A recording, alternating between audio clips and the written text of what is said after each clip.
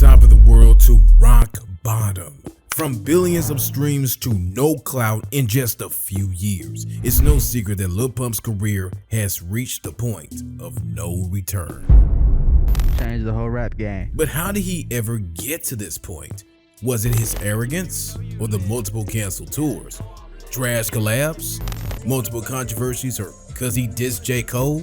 Anyway, this is the wild story of how Lil Pump destroyed his career in record time. The come up of the SoundCloud rapper. The SoundCloud era sure brought up a lot of underground rappers, from XXXTentacion and Juice WRLD to Lil Uzi Vert and Lil Pump. And for a thing that started as a side hobby, Lil Pump was the rave of the moment. It wasn't until 2016 that Lil Pump recorded his first song when Smokepurpp recorded a track and asked him to perform a freestyle rap over it. The song, titled Lil Pump, was uploaded on SoundCloud and racked up thousands of streams in just a few months. And seeing that he could actually make it in the industry, he followed up with tracks like Elementary, Ignorant, and Drumstick. Every single song was racking up at least 3 million streams, and soon he was co-headlining the No Jumper tour and even performed at the Rolling Loud Festival. Fast forward to 2017, and Lil Pump didn't show any signs of slowing down as he released D-Rose and Boss, both of which had a combined 70 million streams on SoundCloud. Well, if he wasn't famous before, D-Rose cemented his fame, and at the age of 16, Lil Pump had the world at his feet. Music, attention-grabbing gimmicks on social media, you name it. Thousands were looking out for what he was going to do next.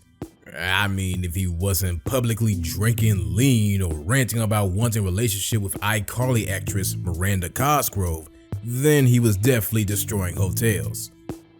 So with a hooked fan base, millions of streams, a tour, and a major record deal with Warner Bros., many of his haters and even fans believed that he had hit his peak, but then he dropped Gucci Gang. Gucci gang, Gucci gang, Gucci gang, Gucci gang, Gucci gang, Gucci gang, Gucci gang, Gucci gang. Spread their racks on new chain. Gucci Gang was next level and everywhere.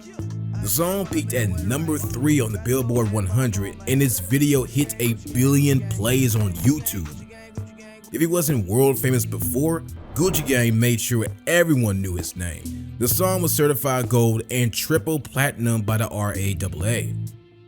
Begging on the success of Gucci Gang, Lil Pump released his self-titled debut album, Lil Pump, featuring collaborations with legendary rap artists like Gucci Mane, Chief Keef, Rick Ross, 2 Chainz, and his friend Smokepurpp. That album debuted at number 3 on the Billboard 200 albums chart. If the sky was the limit for other SoundCloud rappers, for Lil Pump, it was just a starting point because in 2018, everyone wanted a piece of him.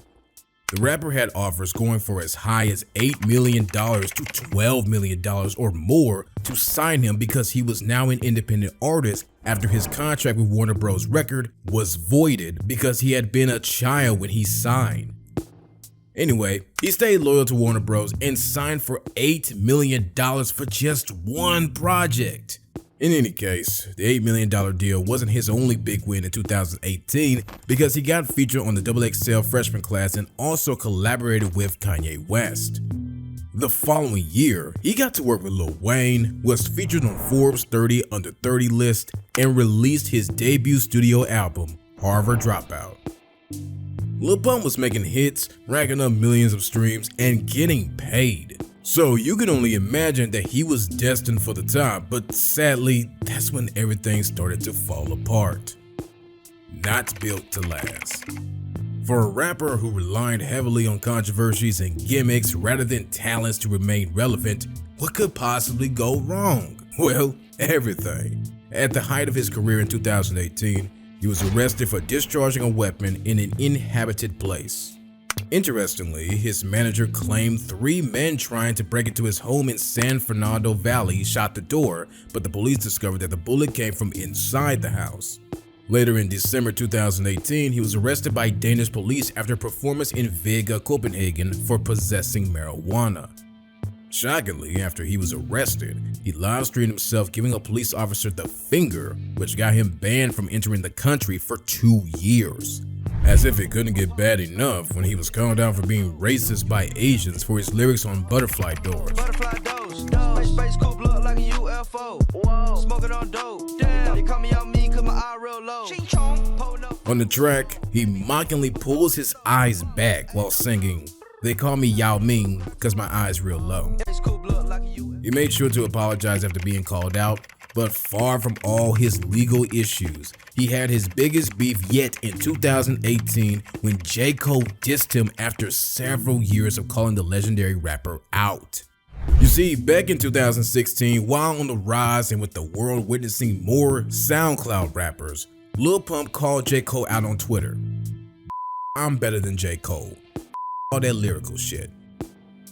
Later in 2017, he came hard for J. Cole when he dissed him in a 30-second snippet titled J. Cole.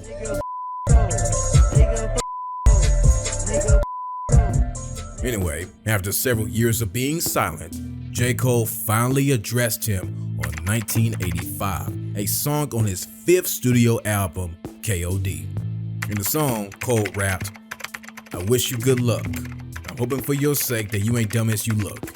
But if it's really true what people saying, and you call yourself playing with my name, then I really know you trust." The legendary rapper made sure to address the gimmicks that Lil Pump's pulling to stay relevant and gave him some advice. But unfortunately, the Florida rapper replied J. Cole calling him a lame-ass jet. Lame ass jet. However, a month later, they seemed to settle their beef when they had a sit-down at Rolling Loud in Miami. But while he could settle his beef with J. Cole, he was in far more trouble than he could handle, and his gimmicks were no longer cutting it for him. There is obviously no denying that Lil Pump isn't a one-hit wonder, but the reality is that he was never built to last.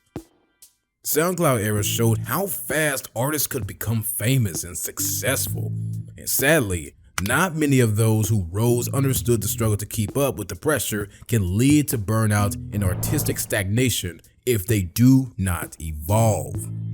And Lil Pump was no exception. The fall off. Blue, I know you think this type of revenue is never ending, but I wanna take a minute just to tell you that ain't true. Watching Lil Pump's career trajectory since 2018 has been just like J. Cole predicted in 1985. For a star who had the world at his feet in 2018, how do you explain the reception of his album Harvard Dropout in 2019? It debuted at number 7 on the Billboard 200, but none of the tracks on the album left an impression. And for the first time, it appeared that the hit songs were drying up. Like Cole said, them kids that's listening gonna grow up. And it seemed they did because Lil Pump was no longer getting the reception he would normally get. He tried to get back into the spotlight in 2020 and tried several gimmicks. He announced his retirement, but everyone knew it was just some stunt. Later in the year, he publicly endorsed Donald Trump's re-election even though he could not legally vote. At this point, it was just obvious he was scrambling for the spotlight, and as if he couldn't get any worse, he released a new album titled No Name without any promo in 2021. And you can guess right, the album flopped. It was a commercial failure. Later on, in 2021, the IRS filed a lien on his Miami home for unpaid taxes of $1.6 million. And just a few months after that, he released his long-awaited second studio album, Lil Pump 2. This time with promotion, but it also flopped. Not a single song on the album landed on any chart. For what it's worth, Lil Pump is going out sad at such a young age, and the truth is that it's all his fault. Unlike other SoundCloud rappers of his era like Lil Uzi Vert, Juice WRLD, Trippie Redd, and XXXTentacion, who emerged as true talents in that era, Lil Pump failed to evolve his craft. He remained in the same artistic sound while his audience grew up and left him behind. He was far too focused on controversies and the display of his wealth than investing in his craft. And like J. Cole said on 1985, you forgot you only popped because you was riding trends. Now you old news and you going through regrets.